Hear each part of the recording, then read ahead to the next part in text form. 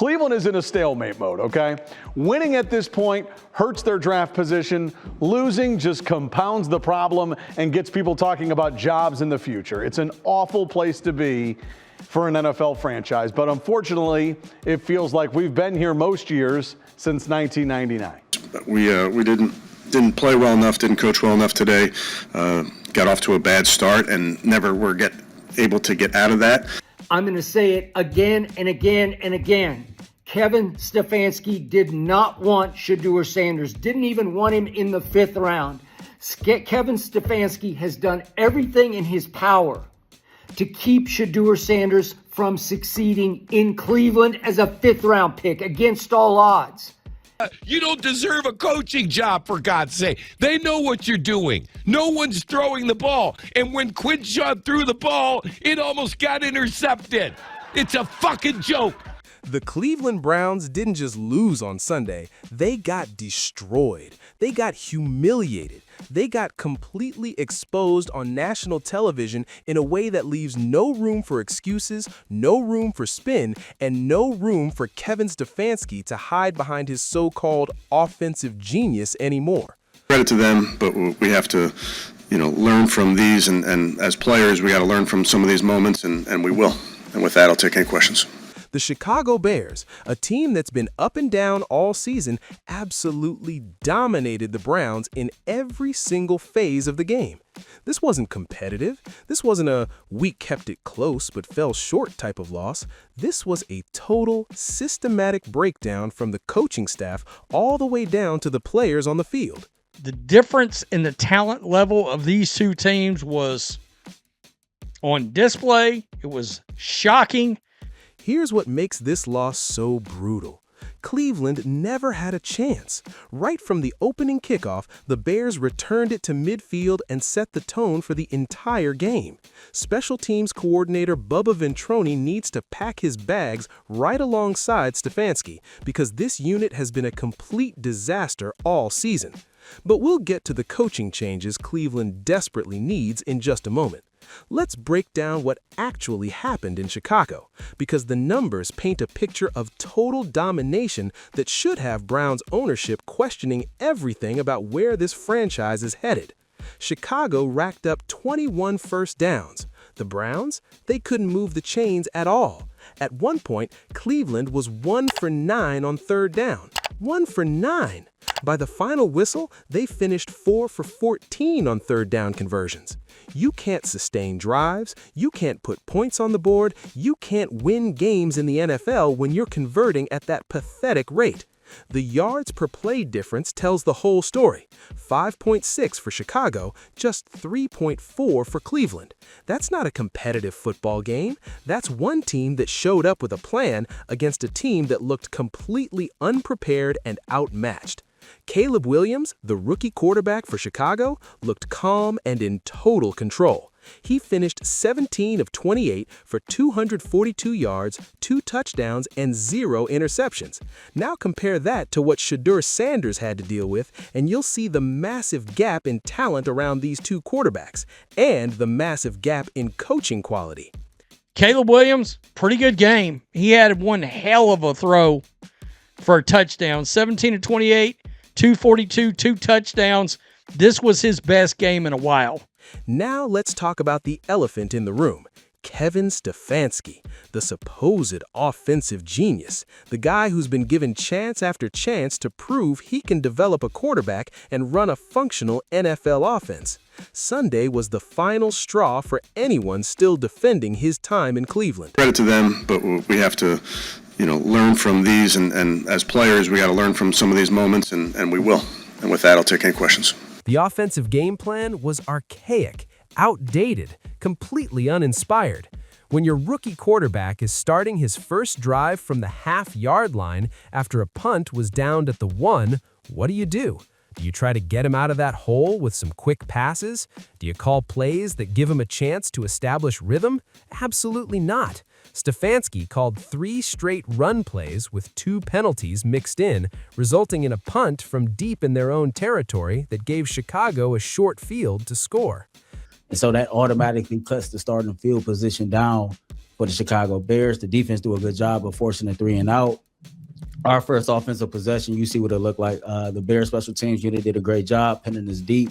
You get the early penalty. I think it was 2 penalties early on in that drive. Conservative, scared, playing not to lose instead of playing to win. That's been Stefanski's identity, and it's killing this team's development. When you're sitting there in the fourth quarter watching Ben Johnson, the Bears offensive coordinator, aggressively going for it on fourth down at midfield, showing zero fear, you can't help but notice the massive philosophical gap between these coaching staffs. The Gary Kubiak offensive system that Stefanski continues to run is antiquated unless you have elite talent across the board. The Browns don't have that. They're starting practice squad players. Their offensive line is decimated with injuries, and instead of adapting, instead of getting creative, Stefanski just keeps running the same plays, getting the same predictable results, wondering why nothing's working. The rushing attack was non-existent. DeAndre Swift ran all over the Browns defense with 18 carries for 98 yards and 2 touchdowns at 5.4 yards per carry. Meanwhile, Cleveland managed just 50 total rushing yards. Quinshon Judkins, who had been a bright spot, was held to 18 yards on 10 carries. That's 1.8 yards per carry. You can't establish anything offensively when you're getting completely dominated at the line of scrimmage. Now, let's talk about Shedeur Sanders, because this is where the narrative gets complicated and where fans are splitting into different camps. The stat line looks ugly. 18 of 35 for 177 yards, 0 touchdowns, 3 interceptions. He was sacked 5 times. On paper, that's a disaster. But context matters, and the context surrounding Shedeur's performance reveals a much deeper organizational failure. Pro Football Focus ranks Shedeur's receiving core 32nd and dead last in the National Football League. Think about that for a second. Your rookie quarterback, who you're supposedly evaluating to determine if he's your franchise guy, is playing with the worst receiving core in the league and the worst pass protection in the league. He didn't have David Njoku, his most experienced and trustworthy receiver. His starting center, right guard, and right tackle were all out. He's throwing to Harold Fannin Jr., a rookie third-round pick who got 12 targets. He's throwing to Isaiah Bond, an undrafted rookie free agent who ran a 4.3 but fell in the draft due to a dismissed sexual allegation. He's targeting Larva Dane, another undrafted rookie out of South Carolina. This is who the Browns are asking their rookie quarterback to win with against a Chicago defense that led the NFL in interceptions coming into the game. And speaking of that defense, the Bears entered Sunday with 18 interceptions, 5 clear of second place in turnover differential. They're ball hawks. They sit back and bait quarterbacks into mistakes. They're opportunistic and aggressive. What did they do to Shedeur? They picked him off 3 times, bringing their season total to 21 interceptions. But here's where it gets interesting. Let's break down those 3 interceptions, because not all turnovers are created equal. The first interception was a tipped ball. Shedeur was targeting Fannin Jr., and DeMarco Jackson, the Bears linebacker, dropped back, got fingertips on the ball, and tipped it to himself for the interception deep in Browns territory. Bad play? Sure, but it's the kind of play that elite defenses make against rookie quarterbacks who don't have many options. The second interception? This one is infuriating and speaks to Cleveland's talent deficiency. Shedeur threw a beautiful ball again into the wind to Jerry Jeudy. Ball hits Jerry Jeudy right here. The same Jerry Jeudy who got up in Shedeur's face on the sideline. Right there. Bounces off his pads. And Jalen Johnson, who's really, really good, is right there. He's all over him. It's great coverage, but it was a better throw. That's right. Shedeur threw an absolute dime into the wind, what would have been the throw of the game, and it hit Jerry Jeudy right in the chest for what should have been a touchdown. Instead, Jeudy let it bounce off his pads, and Jalen Johnson, who made the Pro Bowl last year, was right there to pick it off in the end zone. It bounces on Judy's chest, that stupid number 3 on his shirt, and just falls into the hands of Johnson, who picks it off in the end zone when we're finally driving. We couldn't get a touchdown today. You cannot put that interception on the quarterback. That's a receiver failure. That's Jerry Jeudy, Cleveland's supposed #1 receiver, failing to make a play when his rookie quarterback put the ball exactly where it needed to be. And this is the same Jerry Jeudy who got in Shedeur's face on the sideline earlier this season, demanding the ball more. Well, when you get your opportunity, you have to make the play. Jerry Jeudy as a #1 wide receiver is a joke. Steve Smith was right. How do you go into the year with that being the case? The third interception came in the fourth quarter, with the game completely out of control. C.J. Gardner-Johnson, one of the best ball hawks in the league, lined up like he was blitzing, then bolted backward at the snap. Shedeur's throw to Fannin Jr. was slightly underthrown, but it wasn't a terrible ball. It was just a great play by a really good defensive player making a play in garbage time. So when you actually break down the interceptions, only one of them was truly on Shedeur. The others were either great defensive plays or receiver failures. And the throw to Jerry Jeudy was spectacular, on the money, touchdown. Would have been the throw of the game and one of the best throws, I'll bet you, of the day. What Shedeur did show were flashes of legitimate NFL talent. He threw 2 completions over 40 yards, both to Isaiah Bond. One was a bomb into the wind, a beautiful deep ball that showcased his arm strength and accuracy. When he had time and had receivers getting open, he made plays. The problem is those opportunities were rare because of the systematic failures around him. He was also Cleveland's leading rusher with 24 yards. Think about that. Your quarterback is your leading rusher in an NFL game. That tells you everything about the complete absence of a running game and offensive line play. Meanwhile, the defense, which was supposed to be Cleveland's strength, completely collapsed.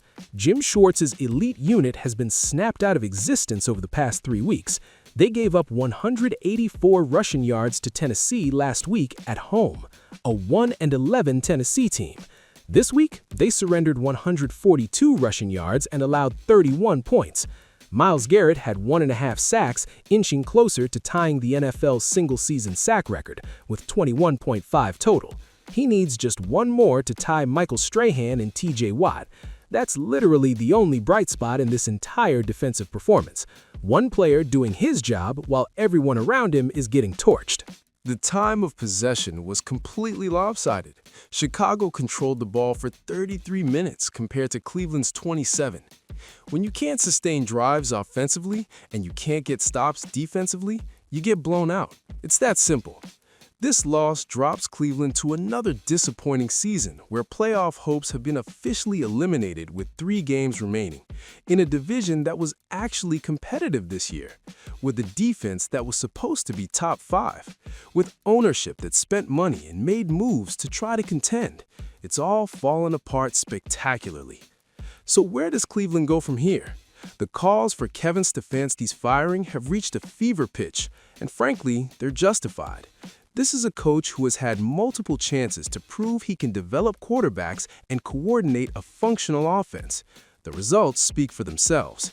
The archaic system, the conservative play calling, the inability to adapt, it's all there on tape. Please fire Andrew Berry and Kevin Stefanski.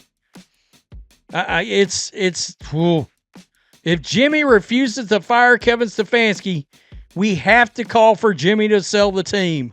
Andrew Berry, the general manager, deserves scrutiny too. How do you construct a roster that ranks dead last in both receiving talent and pass protection according to Pro Football Focus? How do you put a rookie quarterback in that impossible situation and expect positive results? The roster construction has been abysmal, and heads need to roll. But here's the uncomfortable truth that Browns fans need to confront. Is Cleveland the right place for Shedeur Sanders' development? Even if he has the talent, and the flashes suggest he does this organization have the infrastructure, coaching, and supporting cast to maximize his potential? Yeah, Shedeur's the answer in Cleveland, but is Cleveland the answer for Shedeur? Because I don't think so. Look at the rookie quarterback situations around the league. Caleb Williams has Ben Johnson calling plays. Drake May has Josh McDaniels. These guys have offensive minds who believe in them and know how to scheme to their strengths. Shedeur has Kevin Stefanski running a Gary Kubiak offense from 2015 with a receiving core full of undrafted rookies and cast-offs. The organizational dysfunction runs deep in Cleveland. Jimmy Haslam's ownership has been chaotic at best. The coaching carousel never stops spinning. The front office makes questionable decisions, and now they're wasting another young quarterback's critical developmental window with incompetence. This 31-3 beatdown wasn't just a bad loss. It was a complete exposure of everything wrong with the Cleveland Browns organization from top to bottom. The coaching is outdated. The roster construction is flawed. The game planning is predictable. The execution is sloppy. And the results are embarrassing. With 3 games left in the season, Browns fans are left wondering if they're watching the final games of the Stefanski era.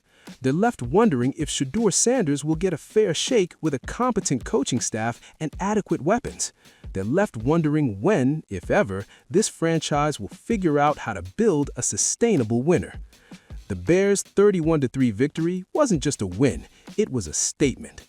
It was a reminder of the gap between well-coached, well-constructed teams and dysfunctional organizations clinging to outdated philosophies. Chicago is trending up with a young quarterback and an aggressive coordinator. Cleveland is spiraling down with the same problems that have plagued them for decades. Against the best intercepting defense in the National Football League. Something has to change in Cleveland. The question is whether ownership has the courage to make the necessary moves or whether they'll run it back with the same failed leadership, wasting another year of Myles Garrett's prime and potentially derailing another quarterback's career. One thing is certain after Sunday's debacle: the status quo is unacceptable. The results are inexcusable, and the Cleveland Browns are a complete and total mess. And until they're willing to clean house and start fresh, expect more embarrassing performances just like this one.